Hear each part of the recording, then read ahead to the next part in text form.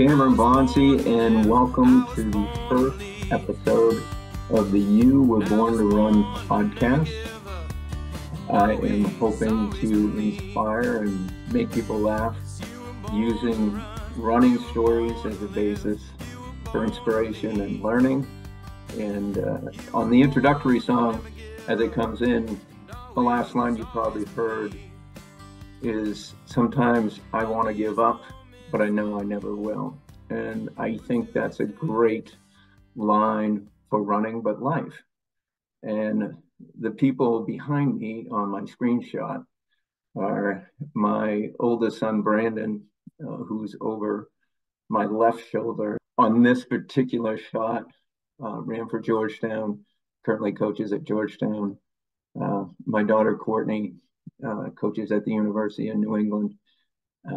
And my son, Sam, is a podcaster himself, focusing on running. They all have great stories. And I thought that today, just to start it off, I would tell a story, well, about myself, but about my father. Support, but really a lot of humor. And there was something happened to me that will never be replicated in running, and it involves setting a record at a university, and this will never happen again. I was a freshman at the University of Maine in Orono, and it was the fall, well, it was actually right before Christmas. I had been I was a state champion and set a record in high school. I wasn't any spectacular runner, but I had come to college as a freshman, was training a lot, getting myself in shape, trying to focus, which was always a problem for me. And we had our pre-season meets. We had a time trial at the beginning of December. And I had run the 800 in high school and the 400. In that time trial, I actually tied the facility record for the 800 meters. And I was very excited. I had improved my time dramatically from high school. And my father, who starting probably in my sophomore year of high school, well, I was winning a lot, so he loved to come to the meets. He couldn't wait to come up to our first home meet, which was against the University of New Hampshire. Very strong runner that I can't remember his name now, but he had won the New England Championships the year before. I was going to race him in the 600-yard race, and I'd never run one before. Coach told me, pass him at 300 yards and see what you can do. And that's exactly what I did. I passed him. He didn't expect that, and he beat me by a step.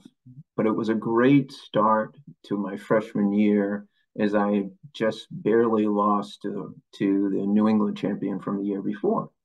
So my father came up to me and said, this is the way he talked too. He said, "Cameron, I know you're going to the University of Vermont next weekend, but I'm not going to go. I've got a meeting, so I'm not going to be there," which actually was a relief to me, because I was thinking, I don't need anybody. I'm tired. It's my freshman year. I don't really need somebody watching me, putting the pressure on me. And so the next week, and people will find this hard to believe in today's world, but this was 1977 in the fall. I got on the bus to go to our first away meet. It was on a Friday, so we were just spending Friday night in Vermont. Got on the bus with the triple jumper that was a senior and a little crazy, sat next to him. He was in the same, I knew him from obviously track, but he was also in the same dorm, partied with him a few times. And he actually had beer. Yeah, I know. Sounds weird. It was. So we headed out to Vermont. At some point during the trip, we started drinking the beer on the bus. Nobody said anything about it. People didn't really know we were drinking, but we were putting the cans up above the top where you put the suitcases and stuff. So you could hear that noise when the bus went around the corner, clink, clink, clink, clink, clink, clink, clink, clink, clink. And in that process, started to get a little tipsy. And when we stopped for teen dinner, everybody got out of the bus, ran in to the restaurant to eat. And he and I went across the street to the package store, got more alcohol, continued to drink, got to Vermont fairly late on a Friday night. Instead of going to our rooms, we decided that we were in Vermont. We might as well see what Vermont offers. So we went to several dorm parties, fraternity parties. We may have smoked a little cannabis, drank a lot of beer. We almost got beat up at a fraternity party because I tied a guy's shoes together who was passed out and a fraternity brother. Yeah, it was close. We had done ties. We had done tie his shoe. But I got back in. I don't know what time. Skipped breakfast, dragged myself out of bed, got to the track, which was 5 times around for a half mile. And I was laying there stretching and feeling horrible, as I should have been. And I looked up and I was stretching, but thinking, oh, this is all right. I started out, I tied a track record in my time trial. I almost beat the New England champion in my 600. I'm running an 800 today. Who cares if I suck? And as I was stretching there, looking out, I looked down to the end of the track and I see this guy walk in the door. He's walking towards me. All of a sudden, I realize it's my father. And he has come to Vermont because his meeting got canceled. And he took a flight from Portland, Maine to Vermont to watch me run. And I was thinking, oh, shit. And he came over and he said, well, my meeting got canceled, so I thought I'd come over. That was not good news to me.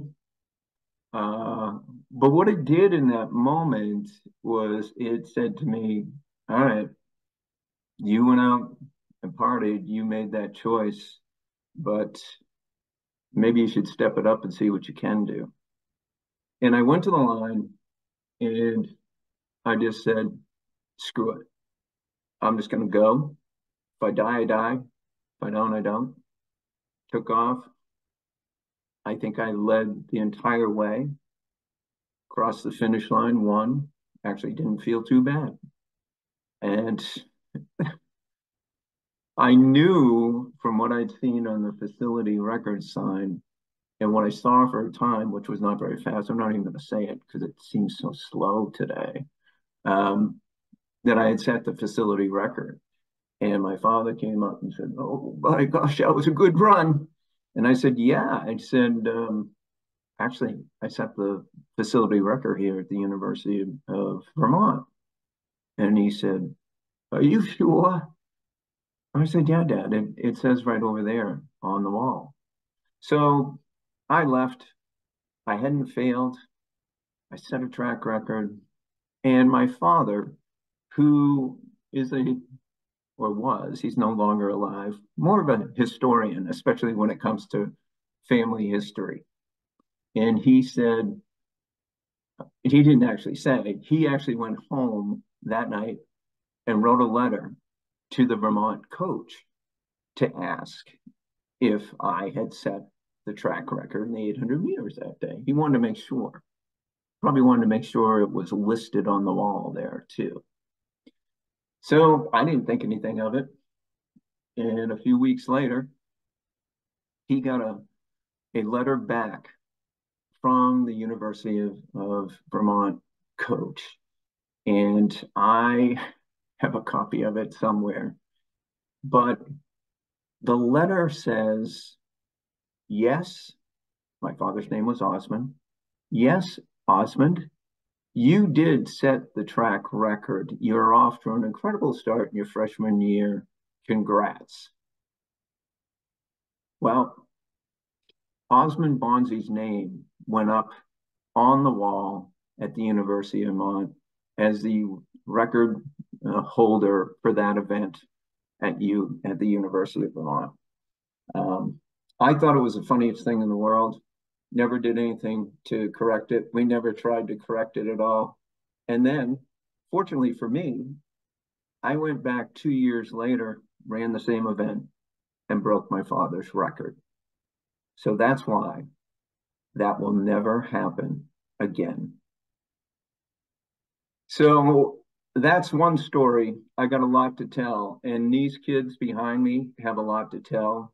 If you have a story that you want to tell that was inspirational, funny, emotional, whatever it is, I'd like to delve into it. I'd like to tell the story of how, for me personally, running has had a tremendous impact on my life.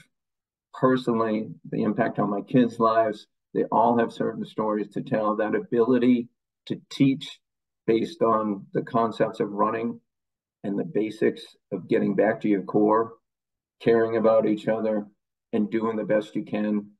That's what we want to discover here. I hope you'll listen, and I'll see you next time. I was born to run, I was born to live, I was born to lead.